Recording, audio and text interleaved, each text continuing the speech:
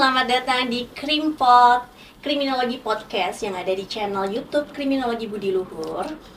Kali ini kita akan ngebahas sesuatu yang menarik. Jadi kalau kalian ingat di tahun 2021 di Mabes Polri tepatnya ada penyerangan. Wow, lumayan asik gak sih pembahasannya kalau kita ambil dari cerita-cerita lainnya. Aku di sini yang akan memandu acara dari awal sampai akhir sebagai host Adinda Sophie, tapi aku nggak sendiri. Aku akan ditemani sama temanku, akan menjadi bahan diskusi. Di sini ada dua temanku, ada. Halo semuanya, ada aku di sini Eja. Halo, aku ada Gita.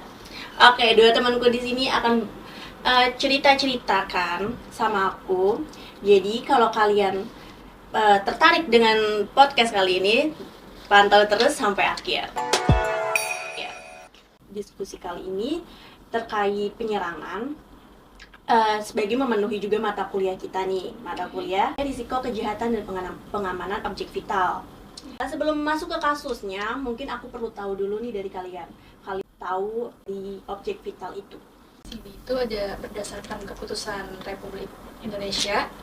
Di sini ada nomor 63 tahun 2004 yaitu tentang pengamanan objek vital.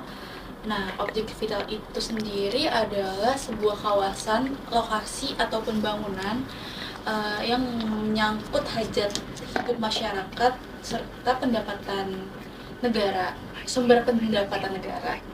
Jadi berarti itu bukan cuma tempat biasa ya kalau udah disebut objek vital ya, cukup important tempatnya ya. Jadi cukup berdampak juga untuk negara. Aku mau tanya lagi, berarti bukan hanya kantor pemerintah saja ya yang bisa dikatakan objek vital? Itu contohnya tuh kayak misalkan di bandara, terus kilat listrik, terus apalagi ya, pokoknya yang ada hubungannya sangkut pautnya sama masyarakat dan juga negara gitu. Transportasi umum mungkin misalnya kayak MRT, Transjakarta itu juga bisa dikatakan objek vital kurang lebih termasuk ya. Mabes Polri ini. Iya, nih Mabes Polri yang kita tahu titik utama di tempat polisi ya, yang orang awam mungkin mengetahuinya tempat polisi yang pastinya pengawalannya itu cukup ketat ya, tapi ternyata ada penyerangan. Oke, kita udah paham sedikitnya mengenai objek vital itu apa. Sebelum mau masuk lagi nih, apa yang akan jadi pembahasan intinya, aku mau tahu dulu dong kronologinya ini. Kalian ada yang bisa bantu jelasin nggak sih kepada penonton kita? Oke, yang aku lihat dari berita-berita yang seliweran di media sosial ya. Di situ ada seorang perempuan usianya 25 tahun. Nah, yang si terduga ini seakan-akan menanyakan kantor pos itu di mana kepada aparat. Nah, setelah itu mungkin aparat ini kecolongan atau gimana, dia udah memasuki area Mabes Polri ini. Nah, si terduga ini melakukan penyerangan terhadap beberapa anggota polisi di dalamnya. Nah, sekitar 6 kali tembakan. Setelah itu aparat kepolisian langsung mengambil tindakan tegas berupa tembakan tembakan sasaran kepada si pelaku tersebut, kemudian tewas di tempat. Wow, jadi pelakunya sempat melayangkan tembakan sebanyak 6 kali. Iya. 6 kali di saat itu. Akhirnya aparat mengambil tindakan tegas dan pelaku di sana dinyatakan tumbang ya. Kita katakan tumbang lah ya. Wow, menarik banget ya. Nah, untuk poin fokus pembahasan kita sebenarnya tuh ada pada before dan afternya terjadi insiden ini loh guys. Insiden penyerangan ini. Sebenarnya aku ada 2 pertanyaan. Kalian bantu jawab ya sambil kita diskusi juga. Pertanyaan pertama nih, apa yang akan terjadi terhadap negara jika terjadi kerusakan terhadap Mabes Polri ini sebagai objek vital ya, pertahanan dari Polri? Oke, untuk mungkin dilihat dari kerusakan itu bisa memicu kapanpun, bisa memicu kepanikan massal, terus membuat lingkungan juga rentan terhadap tindakan kriminalitas lanjutan dan memicu ketakutan akan serangan lanjutan gitu. Jadi mungkin terhadap fenomena yang udah terjadi itu bisa juga ada oknum-oknum yang kayak itu tuh mencari kesempatan gitu istilahnya. memanfaatkan. Oh gitu ya, berarti ada oknum juga yang akan mengambil kesempatan dalam kesempitan, istilahnya seperti itu. Artinya jika keamanan di Mabes Polri terganggu, dampaknya bisa dirasakan secara nasional, benar nggak sih? Betul. Nah, contohnya itu kayak kan yang kita lihat Mabes Polri itu kan punya tingkat keamanan yang cukup ketat kan. Nah, ini ternyata bisa kecolongan juga nih guys. Jadi masyarakat menilai kayak wah kurangnya rasa aman nih berarti terhadap Mabes Polri ini.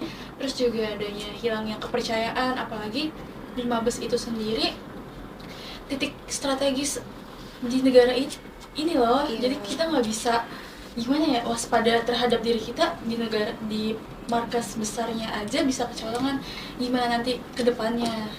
Istilahnya kayak di masyarakat itu mungkin ada yang berpendapat kayak wah sekarang nggak bisa percaya nih polisi gitu karena memang ini aja bisa kecolongan gitu guys. Untuk kasus ini, aku mau diskusi lagi balik ke kalian nih. Untuk kasus ini ada nggak sih teori yang dapat digunakan atas kronologi ini? Nah, untuk teori yang bisa digunakan itu ada yaitu Content Activities Theory yang dimana itu tuh bisa digunakan untuk menganalisis fenomena ini nih. Itu kasus serangan yaitu bersenjata di Mabes Polri pada tahun 2021. Nah, yang bisa dianalisis itu menggunakan Routine Activities Theory. Yang di Routine Activities Theory itu ditemukan oleh Lawrence E. Cohen dan Matthews Felson. Nah, itu ada beberapa elemen, ada 3. Mungkin Oke. Di 3 faktornya itu yang pertama ada offender. Offender sendiri itu adalah sebuah pelaku yang dimana pelakunya itu udah kepapar sama radikal tersebut yang udah memiliki niat dan tujuannya. Nah, yang kedua itu ada suitable target yang berarti target sasarannya.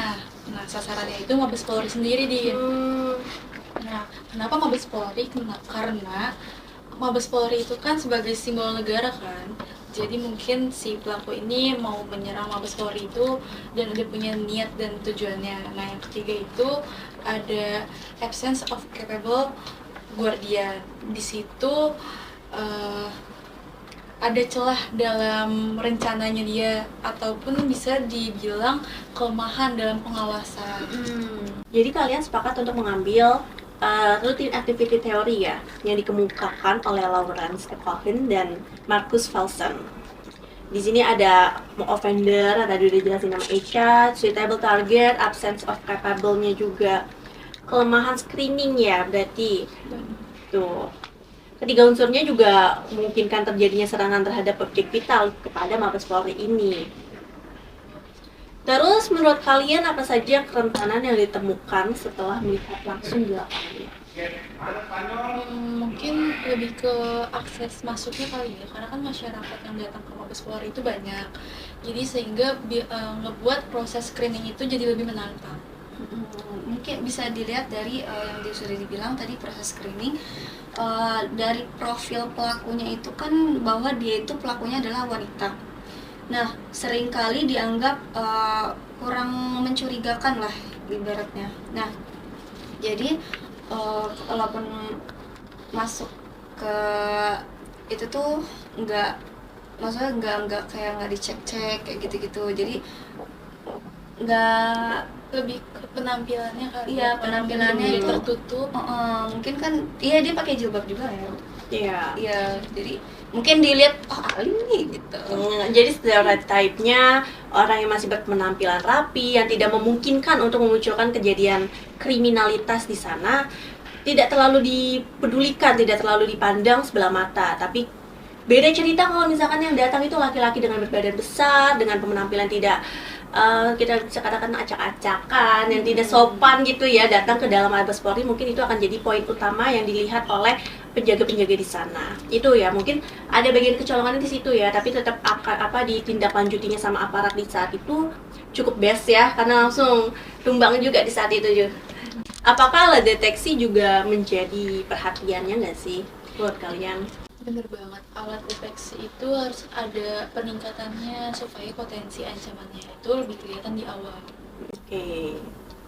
Kalau begitu, langkah apa yang dapat dilakukan agar kejadian kemarin itu nggak akan mungkin meminimalisir terulang kembali? Nah, ini ada beberapa upaya yang bisa dilakukan, seperti pengetatan pemeriksaan berlapis, terus penggunaan X-ray scanner, registrasi tamu secara digital, serta audit keamanan secara berkala gitu. Penambahan personel juga harus diperluin sih, sama koordinasi antar personel. Terus juga peningkatan keamanannya juga itu lebih ditingkatkan kembali agar kejadian tersebut tidak terulang lagi. Koordinasi antar teknologi juga ya. Benar. Personel keamanan, intelijen, terus menjaga objek vital itu. Jadi benar-benar harus Ada penguatan. aman. Ada penguatan. Ya, pengamanan objek vital tidak cukup hanya mengandalkan petugas keamanan aja, tetapi juga membutuhkan sistem yang terintegrasi, evaluasi yang berkelanjutan, dan kemampuan mendeteksi ancaman sejak dini. Jadi bukan cuman dengan SDM-nya saja sudah memadai, juga akan dibantu dengan teknologi yang berkembang sebenarnya, guys. Ini bukan hanya tentang pelakunya, tetapi juga menjadi bahan evaluasi kita terhadap sistem keamanan yang sudah ada saat ini. Oke, itu aja kali ya yang ada di pembahasan diskusi-diskusi kecil kita aja sebenarnya ya. Mohon maaf kali ya kalau ada salah kata atau mungkin kritik-kritik yang sebenarnya nggak harus kita lontarkan ya. Oke, terima kasih kepada kalian juga, kalian sudah mampir dan sudah berdiskusi kali ini. Nah, atas penjelasannya juga, terima kasih teman-teman. Mungkin kita tutup kali ya, kita akhiri podcast kali ini, diskusi kecil kita kali ini. Sampai jumpa teman-teman untuk pembahasan berikutnya. See you di other video. Bye-bye. Halo teman-teman, jadi aku Arya Marsania.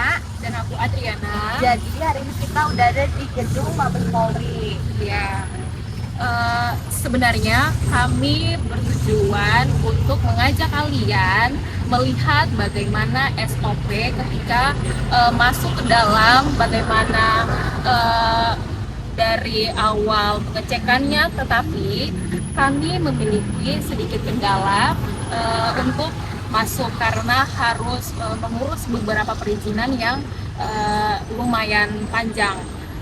Tetapi kalian ketika berada di sini, di bagian depan itu sudah terlihat bahwa ada pintu masuk yang memang dipisahkan antara tamu dan anggota yang bekerja di dalam gedung tersebut.